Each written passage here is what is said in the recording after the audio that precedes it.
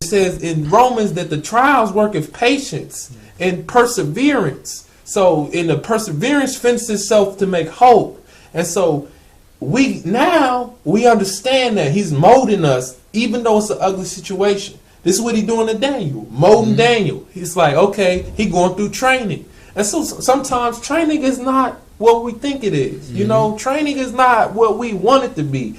In order for us to do push-ups and get stronger, we got to start with the hard part. We got to get down and get dirty. If we don't get down and get dirty, we can't get down and get dirty for Christ. We can't do anything because we're of no effect. We haven't been through nothing. We don't know what he can do. We don't know what power we have in him. We don't know nothing. So here we go. We got Daniel in an impossible situation. Seems like it's impossible. I mean, everything's against you.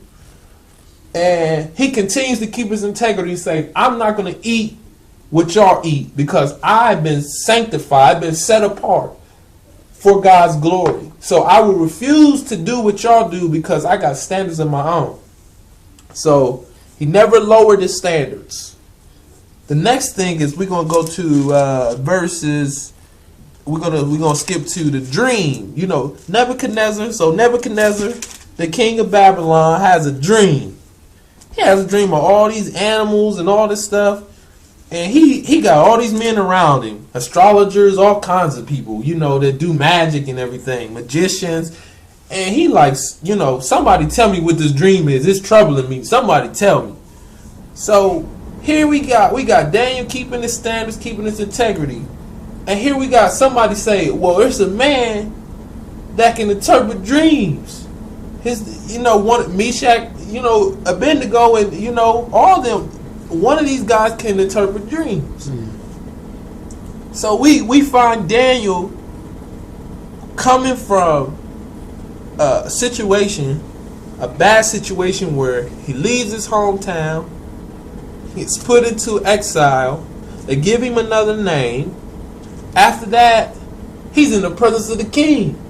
He ain't even did nothing yet. He ain't even made any name for himself. He knows that he has a gift, but he's not talking about his gift. He's not boasting about his gift.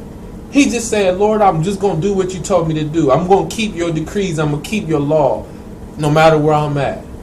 And so that's for us. God has a set time to raise us up in our situation. But it's our part, we have to continue to be obedient to what he wants us to do and how he wants us to live, no matter how the situation changes or how the situation looks, or no matter how we feel or no matter how we perceive. But we always got to put on our lenses of the word and look through